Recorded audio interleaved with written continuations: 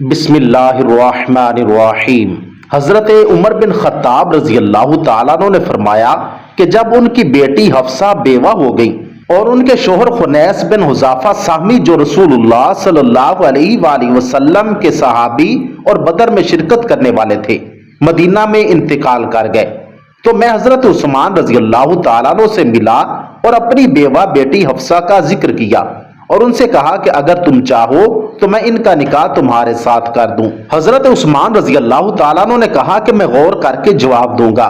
میں کئی رات ٹھہرا رہا، پھر ملاقات ہونے پر حضرت عثمان نے فرمایا کہ مجھے فی الحال نکاح کرنے پر اطمینان نہیں ہوا۔ پھر حضرت ابوبکر صدیق رضی اللہ تعالیٰ عنہ سے ملا اور ان سے کہا کہ اگر آپ چاہیں تو میں اپنی بیوہ بیٹی حفصہ کا نکاح تمہارے ساتھ کر دوں۔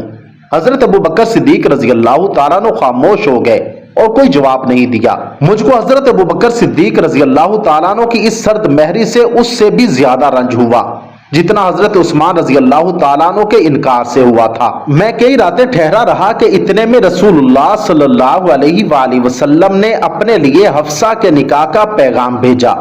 میں نے فوراً ان کا نکاح رسول اللہ صلی اللہ علیہ وآلہ وسلم سے کر دیا۔ اس کے بعد حضرت ابوبکر صدیق رضی اللہ تعالیٰ عنہ مجھ سے ملے تو کہنے لگے کہ شاید تم کو میرا جواب نہ دینا ناگوار گزرا ہوگا۔ میں نے کہا ایسا ہی ہے۔ حضرت ابوبکر صدیق رضی اللہ تعالیٰ عنہ نے فرمایا کہ بات یہ ہے کہ میں نے تم کو اس وجہ سے جواب نہ دیا تھا کہ رسول اللہ کا ان کا تذکرہ کرنا میرے علم میں آیا تھا اور میں رسول اللہ صلی اللہ علیہ وآلہ وسلم کا راز فاش نہیں کرنا چاہتا تھا۔ ہاں اگر رسول اللہ صلی اللہ علیہ وآلہ وسلم حفصہ سے نکاح کا ارادہ ترک کر دیتے تو میں ان سے نکاح کر لیتا۔ ملاحظہ فرمائیے کہ حضرت عمر فاروق رضی اللہ تعالیٰ عنہ نے کس طرح خود ہی اپنی بیوہ بیٹی کے نکاح کا پیغام پہلے حضرت عثمان کو دیا اور پھر حضرت ابوبکر صدیق رضی اللہ تعالیٰ عنہ کو۔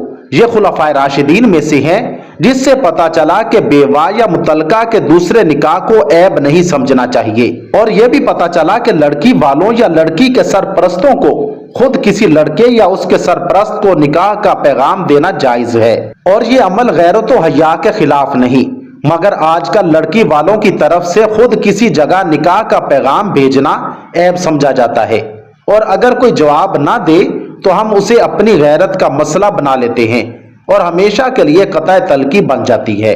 اللہ رب العزت سے دعا ہے کہ اللہ رب العزت ہمیں دین کو صحیح سمجھنے اور اس پر عمل پیرا ہونے کی توفیق عطا فرمائے۔ آمین ثم آمین۔